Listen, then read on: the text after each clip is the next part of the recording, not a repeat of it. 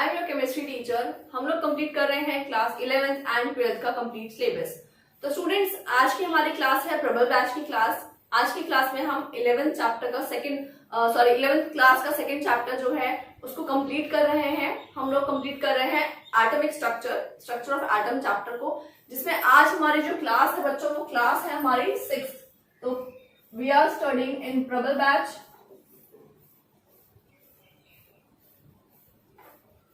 For 11th and chapter चल रहा है आपका सेकंड एंड इसका आज है पार्ट नंबर 6। तो स्टूडेंट्स, आज का जो हमारा टॉपिक है वो बहुत ही इंटरेस्टिंग टॉपिक है, बहुत ही इजी टॉपिक है। आज हम स्पेक्ट्रा की बात करेंगे, एटॉमिक स्पेक्ट्रा की बात करेंगे और हाइड्रोजन स्पेक्ट्रम कैसे लिया जाता है, क्या चीजें हैं उसके अंदर, उन सारी बातों को डिस्कस करेंगे। तो स्टूडेंट्स, इससे पहले हमने पिछली क्लास में इलेक्ट्रोमैग्नेटिक रेडिएशन की जितनी भी रेडिएशंस हैं उसके अंदर उनको लर्न करने की ट्रिक समझी थी। मैंने आपको बताया था कि इस तरह आप उनको याद कर सकते हैं, रेडियो वेव्स, माइक्रोवेव्स, इन सब की ट्रिक बताई थी मैंने आपको। जिस भी स्टूडेंट्स को प्रीवियस क्लासेस देखनी है क्लास 11th की, वो प्रबल बैच की प्लेलिस्ट में जाकर के देख सकते हैं, और जिसको क्लास 12th की प्लेलिस्ट देखनी है तो प्रतिष्ठा बैच के नाम से पूरी प्लेलिस्ट देख सकते हैं। हम लोग स्टार्टिंग से कंप्लीट सिलेबस कर रहे हैं। तो स्टूडेंट्स, आज वाली क्लास में हम लोगों को स्पेक्ट्रा के बारे में पूरी नॉलेज हम लोग पढ़ेंगे जितना आपको इस लेवल तक रिक्वायर्ड है। सबसे पहले हम समझते हैं कि स्पेक्ट्रोस्कोपी होती क्या है। What is spectroscopy?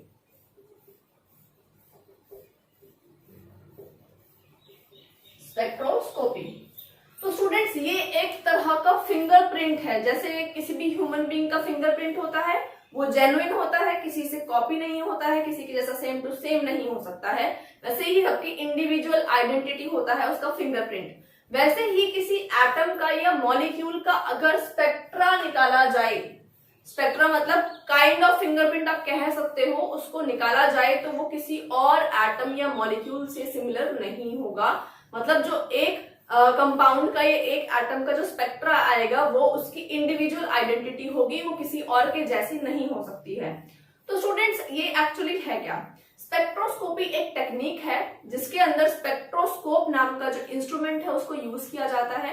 उसके अंदर प्रिज्म होता है, लाइट का सोर्स होता है, उसके बाद में एक डाइफ्रैक्शन प्लेट होती है जिसपे उसकी इमेज को लिया जाता है और उसके बाद उसको स्टडी किया जाता है कि किस तरह के एटम्स उसके अंदर हैं, किस तरह के बॉन्ड्स जो है उस मॉलिक्यूल के अंदर है, कहाँ पे जो ग्राफ आ रहा है किस तरह का आ रहा है। तो ये सारी चीजें स्टडी की जाती हैं। तो बच्चों, इससे आइडेंटिफाई हो जाता है कि जो सब्सटेंस था जिसको स्पेक्ट्रोस्कोपी टेक्निक से आइडेंटिफाई किया गया वो सब्सटेंस कौन सा हो सकता है, उसका आइडिया लगाया जाता है।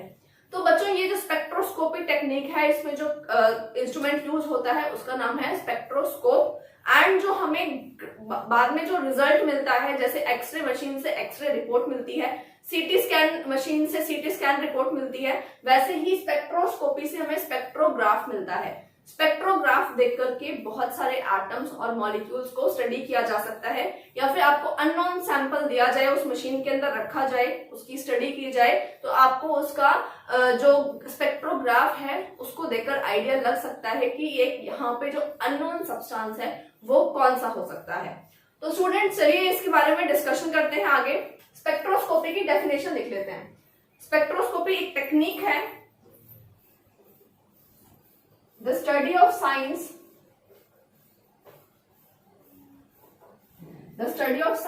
which deals with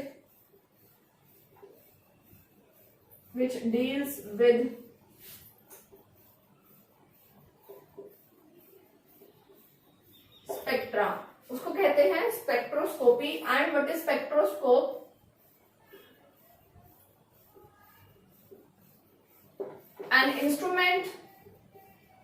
an instrument used to separate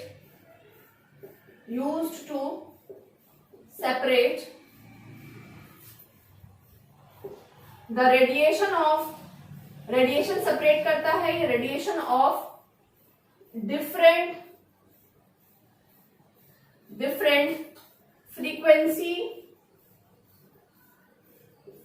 and wavelength।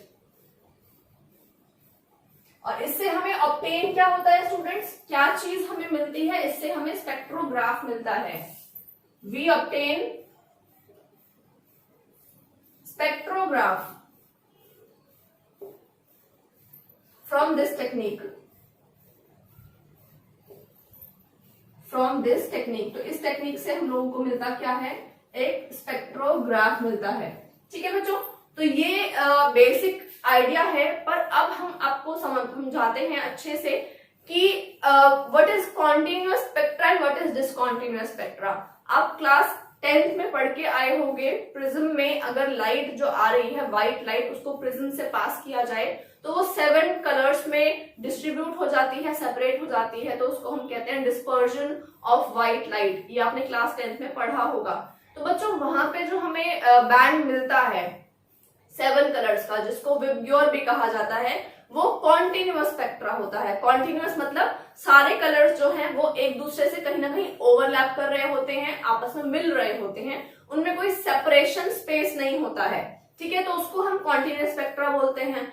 But अगर कहीं पे हमें जो स्पेक्ट्रा मिल रहा है उसके बीच में गैप्स दिखाई दे रहे हैं, खाली स्पेस दिखाई दे रही है, कलर या लाइट जो लाइंस हैं वो ओवरलैप हो रही हैं, तो उसको हम लोग ओवरलैप नहीं हो रही हैं, तो उसको हम लोग डिसकॉन्टिन्यूअस स्पेक्ट्रा कहते हैं।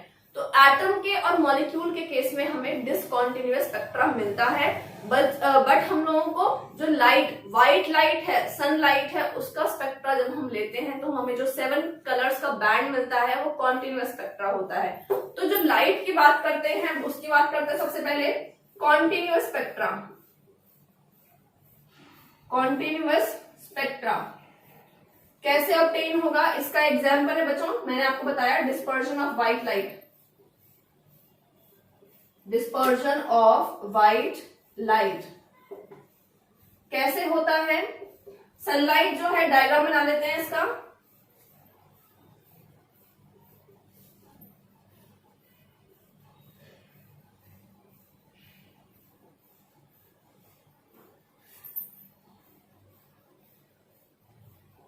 स्लिट लगा देते हैं यहाँ पे, जिससे हमें एक स्ट्रेट बीम मिले। उसको पास किया जाता है अगर प्रिज्म में से, तो क्या होगा, यहाँ पे आप देखेंगे कि लाइट स्प्लिट हो जाती है इस तरह से 7 कलर्स में, और आपको ये जो 7 कलर्स हैं वो इजीली विजिबल हो जाएंगे। ये जो बैंड मिलेगा आपको, ठीक है, ये जो यहाँ पे 7 कलर्स दिखाई देंगे बच्चों, वो ऐसे दिखाई देंगे विबग्योर।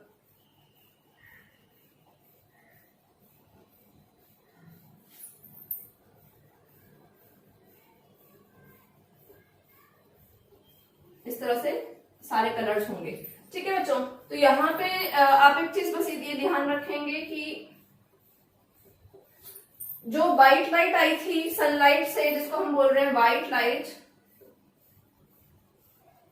वो आती है और स्लिट से जब पास होती है तो वो उसको सिंगल बीम में कन्वर्ट कर देता है। सिंगल बीम का मतलब है कि वो वहां पे ज्यादा डिस्ट्रैक्शंस ना हो, ज्यादा बीम अगर आती हैं तो वो पैटर्न को ज्यादा कॉम्प्लिकेट कर सकती हैं, इसलिए हमें एक प्रॉपर लाइन चाहिए होती है, प्रॉपर लाइट चाहिए होती है जो एक ही डायरेक्शन में प्रोपेगेट कर रही हो। उसके बाद में हम यहाँ पे प्रिज्म लगाते हैं। प्रिज्म लगाने से क्या होता है कि ये डिस्पर्जन इस पॉइंट पे होता है। डिस्पर्जन का मतलब है वो 7 कलर्स में क्या हो रही है, डिवाइड हो रही है, तो वो इस पॉइंट पे होती हैं। उसके बाद में इसको एक स्पेक्ट्रोफोटो मीटर जो है, मतलब यहाँ पे आप कह सकते हो कि जो हमें यहाँ पे कॉन्टिन्यूअस स्पेक्ट्रा मिला है, ठीक है, कॉन्टिन्यूअस स्पेक्ट्रा का मतलब है कि all the 7 colours are somewhere overlapping each other. यहाँ पे जो ओवरलैपिंग हो रही है, अगर हम इसको क्लियरली देखें, आप बुक में भी ये डायग्राम देख सकते हैं, तो वो चीज होगी। एंड मैं यहाँ पे एक चीज लिख देती हूँ कि जिसकी वेवलेंथ ज्यादा है वो कम डेविएट करेगी। तो वेवलेंथ ज्यादा होती है रेड की, तो हम यहाँ पे लिख देते हैं higher wavelength colour deviate less and lower wavelength color deviate more। तो स्टूडेंट्स यहाँ पे हमें क्लियर हो गई ये चीज कि जो हायर वेवलेंथ है उसका क्या होने वाला है कि वो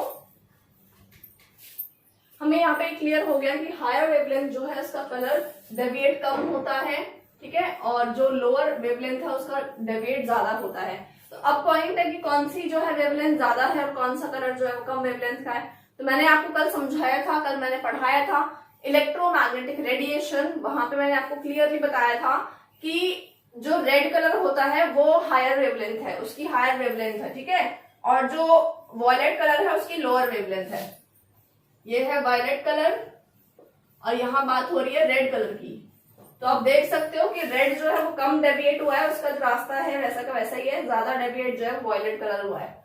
तो ये चीज अब बात करते हैं यहाँ पे हम लोग, इसके जो हमें स्पेक्ट्रा मिला है उसको कॉन्टिन्यूअस स्पेक्ट्रा क्यों कहा गया। कॉन्टिन्यूअस स्पेक्ट्रा में student, continuous spectra the colours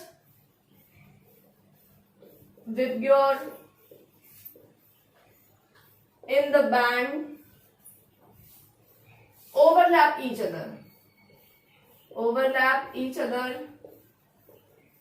hence this spectra is known as continuous, hence this spectra is known as continuous spectra। ठीक है बच्चों, इसीलिए इसको क्या कहा जाता है, कॉन्टिन्यूअस स्पेक्ट्रा कहा जाता है, क्योंकि यहाँ पे जो कलर्स हैं वो एक दूसरे से ओवरलैप कर रहे हैं, उनके जो बैंड्स हैं वो एक दूसरे से ओवरलैप कर रहे हैं। तो ये तो हो गया कॉन्टिन्यूअस स्पेक्ट्रा। अब बात करते हैं डिसकॉन्टिन्यूअस स्पेक्ट्रा की, नंबर 2 डिसकॉन्टिन्यूअस स्पेक्ट्रा। ये कब आता है बच्चों, ऐसा स्पेक्ट्रा हमें कब मिलता है, ऐसा स्पेक्ट्रा हमें मिलता है in case of atoms and molecules, when the spectra contains lines and अगर कलर्स भी हैं तो वो एक दूसरे को ओवरलैप नहीं कर रहे हैं, and colours which are not overlapping, वो एक दूसरे को ओवरलैप नहीं कर रहे हैं, ऐसे स्पेक्ट्रा को लाइन स्पेक्ट्रा भी कहा जाता है। कई बुक्स में आपको लाइन स्पेक्ट्रा वहां पे वर्ड मिलेगा तो वो आप रिलेट कर सकते हो। और इसके एग्जाम्पल क्या होते हैं स्टूडेंट्स, मैंने आपको बताया एटम्स एंड मॉलिक्यूल्स इजी के एग्जाम्पल्स हैं। एटम्स मॉलिक्यूल्स उसके जो स्पेक्ट्रा होते हैं वो लाइन की फॉर्म में होते हैं, मतलब उनमें इस तरह से लाइंस होती हैं कुछ कुछ पर्टिकुलर गैप पर, कुछ लाइंस बहुत क्लोज होती हैं, कुछ लाइन बहुत ज्यादा गैप में होती हैं, और कुछ लाइन जो है उनके बेस में कलर होता है। तो इस तरह से यहां बन जाता है डिसकॉन्टिन्यूअस स्पेक्ट्रा। तो स्टूडेंट्स अब हम लोग डिस्कस करते हैं, नेक्स्ट कैटेगरी पे आ जाते हैं। नेक्स्ट हमें ये पढ़ना है, स्पेक्ट्रोस्कोपी का इंट्रो पढ़ लिया हमने, कॉन्टिन्यूअस एंड डिसकॉन्टिन्यूअस क्या होता है उसको पढ़ लिया। चलिए अभी 2 टाइप पढ़ेंगे, emission spectra and absorption spectra.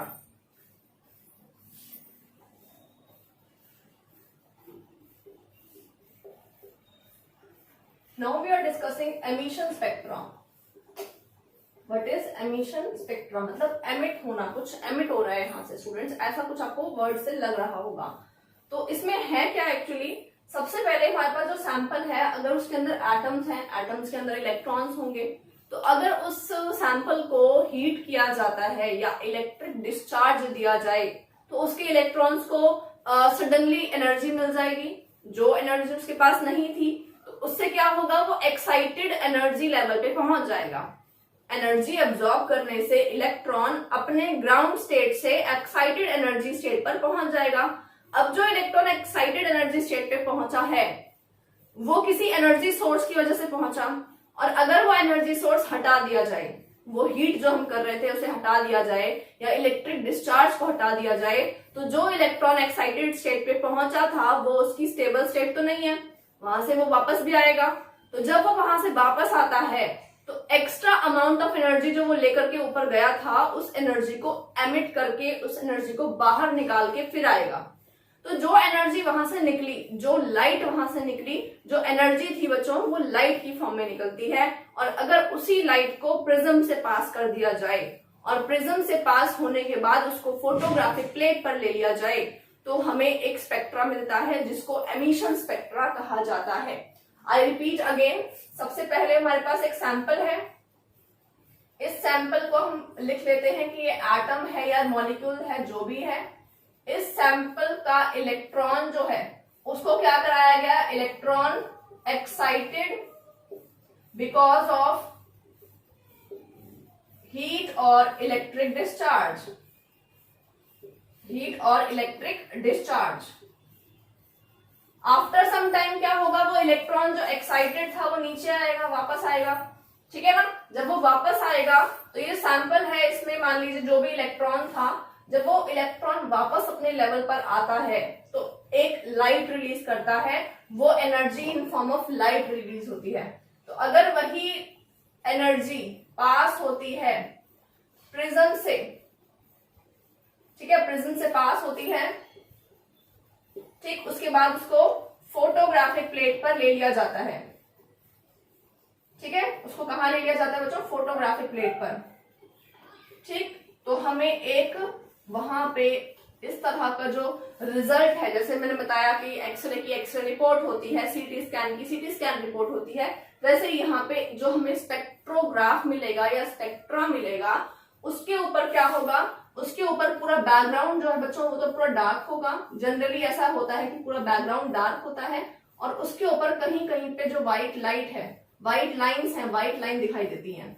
आप लोग अगर पेन से ड्रॉ करोगे तो ज्यादा अच्छे से ड्रॉ किया जाएगा। तो ब्लैक बैकग्राउंड पर व्हाइट लाइंस होती हैं, ऐसा हमें ग्राफ मिलता है।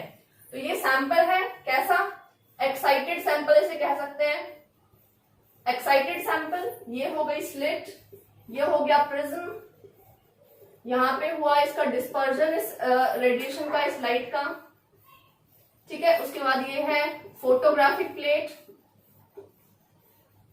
फोटोग्राफिक प्लेट, एंड यहां पे ये है हमारा स्पेक्ट्रा बोल सकते हैं या स्पेक्ट्रो ग्राफ बोल सकते हैं इसको, ठीक है, दोनों में से कोई भी एक चीज को बोल सकते हैं। तो जनरली ये होती कैसी है, generally it is having white lines over dark background, white lines हैं किसके ऊपर, डार्क बैकग्राउंड के ऊपर, white lines over dark background, ठीक है स्टूडेंट्स। तो ये हो गया हमारे पास पहला एमिशन स्पेक्ट्रा। अब मैं आपको एक चीज बता देती हूँ, यहाँ पे आपका होमवर्क क्या रहेगा आज का, आपको इसमें से जो मैंने पढ़ाया है इस टॉपिक को आप अपनी additional book, help book, reference book, जो भी आप फॉलो कर रहे हो अदर देन एनसीईआरटी, उससे आप इसको रीड करेंगे इस कंटेंट को। बिकॉज सिर्फ सुन के समझ लेना और उसके बाद में उसको बुक से रीड करना, दोनों में डिफरेंस होता है। तो आई वॉन्ट की जो मैंने समझाया वो आपने समझ लिया, उसके नोट्स बना लिए आपने, उसको फिर आप लोग क्या करेंगे, आप उसको बुक से रीड करेंगे। बुक से रीड करने से बच्चों आपका जो कंटेंट आपने जो समझा है वो चीज और स्ट्रांग हो जाएगी, वो आपको और अच्छे से समझ में आ जाएगी। तो आपको यही कंटेंट जो आज मैंने पढ़ाया उसको आप लोग बुक से रीड करेंगे, स्पेशली रेफरेंस बुक से रीड करेंगे, बिकॉज वहां पे आपको 2-3 चीजें और भी नई पता लगेंगी और फिर आप उनको स्टिकी नोट्स यूज करके अपने जो नोट्स मैंने बनवाए हैं वहां पे एडिशनल इंफॉर्मेशन स्टिक कर सकते हैं। वहां पे ही पूरा आपके पास एडिशनल बन जाएगा, जिसको आप लोग क्या करेंगे, अच्छे से साथ साथ पढ़ सकते हैं। रिवाइज करने के लिए कंसोलिडेटेड मटेरियल आपके पास हो जाएगा। तो चलिए स्टूडेंट्स सेकंड पे चलते हैं हम लोग। सेकंड है हमारे पास एब्जॉर्प्शन स्पेक्ट्रा, ठीक है। Come to the second one.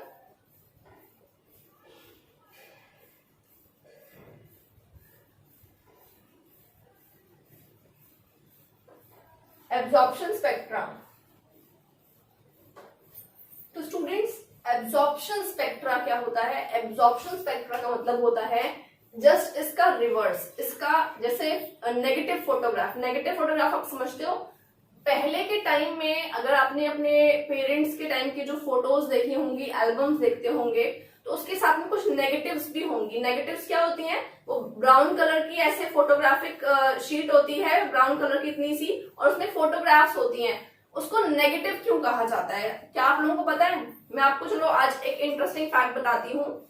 जो आप इमेज देख रहे हो उसमें तो ट्रू कलर्स हैं, जैसे कि किसी भी जो हर चीज का कलर है वो एग्जैक्टली वही दिखाई दे रहा है फोटोग्राफ में, बट जो उसकी नेगेटिव होती है उसे नेगेटिव इसलिए कहा जाता है क्योंकि उसके अंदर जो चीज डार्क कलर की थी वो तो लाइट कलर की दिखती है और जो लाइट कलर चीजें थी वो डार्क कलर की दिखती हैं। एक बार दोबारा समझो, अगर उसमें किसी ह्यूमन बीइंग का फोटोग्राफ है तो नेगेटिव के अंदर उस ह्यूमन बीइंग का फेस तो डार्क नजर आएगा और उसके हेयर्स व्हाइट नजर आएंगे, मतलब लाइट कलर नजर आएंगे। तो उल्टा हो गया ना कि रियलिटी में जो फेस है वो लाइटर होगा एंड हेयर्स डार्क होते हैं, ठीक है। तो नेगेटिव्स को नेगेटिव इसलिए कहा जाता है बिकॉज वो रेसिप्रोकल कलर्स दिखाते हैं, रिवर्स कलर्स दिखाते हैं, राइट। एंड जो एक्चुअल फोटोग्राफ होती है उसे पॉजिटिव्स कहा जाता है। तो स्टूडेंट्स यहाँ पे जो हमें स्पेक्ट्रा मिला है, अगर हम उसी सेम सब्सटेंस का एब्जॉर्प्शन स्पेक्ट्रा निकालें तो इसका रिवर्स हमें स्पेक्ट्रा मिलता है। मतलब क्या, जहां पे यहाँ व्हाइट व्हाइट लाइंस है वहां उधर ब्लैक लाइंस होंगी, बाकी खाली होगा। तो समझते हैं स्टूडेंट्स कि ये कैसे स्पेक्ट्रा आता है। यहाँ पे क्या किया जाता है, एक सैंपल में से व्हाइट लाइट को पास किया जाता है। पहले व्हाइट लाइट होगी, वही सिंपल सनलाइट व्हाइट लाइट, उसमें उसको हम पास करेंगे अपने सैंपल में से। सैंपल हमारा कोई लिक्विड हो सकता है, कोई सोल्यूशन हो सकता है, कोई गैस हो सकता है, ठीक है। अब उस सैंपल में से पास करने के बाद स्लिट लगाएंगे, देन प्रिज्म लगाएंगे एंड देन फोटोग्राफिक प्लेट पे उसका इमेज लेंगे, उसका स्पेक्ट्रा लेंगे। तो स्टूडेंट्स वहां पे होता क्या है, जब लाइट उस सैंपल में से पास करती है तो कुछ रेडिएशन लाइट की वो सैंपल एब्जॉर्ब कर लेता है, ठीक है। जो सैंपल है वो जो लाइट एब्जॉर्ब करेगा वही लाइट यहाँ पे मिसिंग हो जाएगी, वो यहाँ पे दिखाई नहीं देगी। बाकी जो एब्जॉर्ब नहीं हुई थी वो सारी की सारी लाइट हमें स्पेक्ट्रोफोटोमीटर का जो रिजल्ट है, जो स्पेक्ट्रोग्राफ है, उस पे हमें दिखाई देगा। तो इसका मतलब जो लाइट एब्जॉर्ब हो गई वो सैंपल ने एब्जॉर्ब कर लिया, उसको नहीं दिखाएगा, तभी इसको कह रहे हैं एब्जॉर्प्शन स्पेक्ट्रा। मतलब एब्जॉर्ब होने के बाद जो लाइट बची वो आपको रिजल्ट में दिखाई देती है। तो स्टूडेंट्स इसका हम स्ट्रक्चर बना लेते हैं। कैसे है, सबसे पहले एक व्हाइट लाइट का सोर्स है, यहां से व्हाइट लाइट एमिट हो रही है। कहां पे गई वो, ये सैंपल है हमारा, इसके अंदर मान लीजिए कोई सॉल्यूशन है, ठीक है, सैंपल है। इसमें से पास होने के बाद जो लाइट यहां से निकली उसको हमने स्लिट लगाया, उसके बाद में यहाँ पे प्रिज्म पे इसको यहाँ पे प्रिज्म ने उसको क्या किया, डिवाइड किया फर्दर। फिर वो डिवाइड हो गई तो हमने उसको फोटोग्राफिक प्लेट पर ले लिया और जो इसका रिजल्ट आया, तो रिजल्ट में बच्चों कुछ लाइंस आई, ठीक है, डार्क लाइंस। कहां पे, dark lines on the white background, light background पर व्हाइट लाइंस आई ब्लैक कलर की, जो जस्ट इसकी रिवर्स थी। मतलब अगर दोनों को मिला दिया जाए, मतलब जो इसका रिवर्स है, तभी इसको इसका फोटोग्राफिक नेगेटिव कहा गया, ठीक है बच्चों। तो यहाँ पे ये है स्लिट, यहाँ पे ये हो गया प्रिज्म, ये हो गया हमारा फोटोग्राफिक प्लेट, फोटोग्राफिक प्लेट, और ये हो जाता है हमारा स्पेक्ट्रा। कौन सा स्पेक्ट्रा है ये है एब्जॉर्प्शन स्पेक्ट्रा। तो बच्चों इसको ऐसा क्यों कहा गया, इसको ऐसा इसलिए कहा गया कि जो व्हाइट लाइट है वो जब सैंपल में से गई तो सैंपल ने कुछ व्हाइट लाइट को एब्जॉर्ब कर लिया, ठीक है। तो यहाँ पे एक पॉइंट तो यही है, sample absorbed some white light, the remaining light, जो बची हुई लाइट थी उसको ही आगे भेजा गया। वही लाइट जो है प्रिज्म से प्रिज्म पे गई, डिस्पर्स होने के बाद में उसने रिजल्ट दिया, ठीक है। The remaining light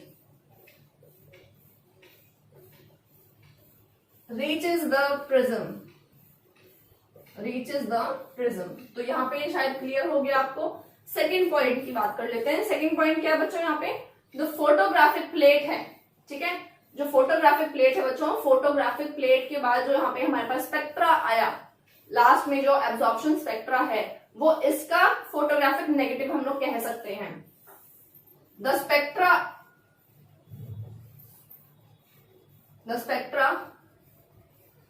in case of absorption spectroscopy is क्या है ये, फोटोग्राफिक नेगेटिव, ठीक है, इज फोटोग्राफिक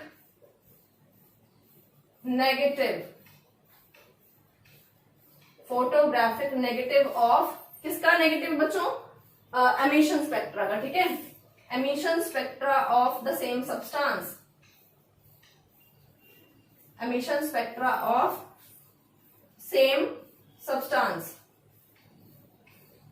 तो अब स्टूडेंट स्टूडेंट्स कहेंगे मैम हमें तो डाउट हो रहा है, दोनों कंफ्यूज हो गए। दोनों में कंफ्यूज होने की जरूरत नहीं है। पहला वाला जो है बच्चों, उसमें सैंपल जो है उसको हीट किया जा रहा था, उसको इलेक्ट्रिक डिस्चार्ज दिया जा रहा था, जिसकी वजह से उसके इलेक्ट्रॉन्स एक्साइटेड हो गए। जब वो इलेक्ट्रॉन वापस अपनी जगह पे आएंगे तो उसमें से कुछ लाइट निकलेगी, वो लाइट यहाँ पहुंची है, ठीक है, वो लाइट को एनालाइज किया गया यहाँ पे। बट यहाँ पे थोड़ा सा अलग प्रोसीजर है। यहाँ पे एब्जॉर्प्शन स्पेक्ट्रम में अलग से व्हाइट लाइट दी जा रही है जो सैंपल से पास होती है। उसके बाद में उस सैंपल में से लाइट, सैंपल जो है वो लाइट को एब्जॉर्ब कर लेता है, सम अमाउंट ऑफ लाइट को, ठीक है। तो यहाँ पे जो स्पेक्ट्रम मिलेगा बच्चों को कैसा मिलेगा, black lines over the white background. जैसे यहाँ पे क्या था, white lines over the black background, ये डार्क बैकग्राउंड, उसका रिवर्स यहाँ पे मिलता है। तो आई होप आपको ये पूरा क्लियर हो गया होगा। एंड इसके बीच में, इन दोनों के बीच में डिफरेंसेस आपको मिल जाएंगे बुक के अंदर। उन डिफरेंसेस को अगर नहीं भी मिलेंगे तो आप मुझे मैसेज कर देना, I will forward it to you. आप मुझे टेलीग्राम पे मैसेज कर सकते हो। तो आपको किसी भी रेफरेंस बुक में इन दोनों के डिफरेंस के 5 पॉइंट्स तो मिल ही जाएंगे, तो उनको एक बार रीड कर लेना, आपको अच्छे से क्लियर हो जाएगा स्टूडेंट्स। एंड इसी बेसिक नॉलेज के ऊपर डिपेंड करता है हाइड्रोजन का स्पेक्ट्रा। हाइड्रोजन का स्पेक्ट्रा समझने के बाद ही हम बोर्ड्स मॉडल को अच्छे से समझ पाएंगे, इसलिए आपको ये चीज समझाई गई थी। तो स्टूडेंट्स, हाइड्रोजन का स्पेक्ट्रा, उसके बाद में उसके न्यूमेरिकल्स, वो अपने आप में एक बड़ा टॉपिक है, तो उसको हम करेंगे नेक्स्ट क्लास में। यहां तक के नोट्स को बना लीजिए, इस कंटेंट को बुक में से अच्छे से पढ़ लीजिए। अगर ये आपको समझ में आया हो, अच्छा लगा हो, तो वीडियो को लाइक जरूर करना, चैनल को सब्सक्राइब करना एंड अपने फ्रेंड्स के साथ शेयर करना students. Bye bye. Tell me pretty lies, look me in the face, tell me that you love me.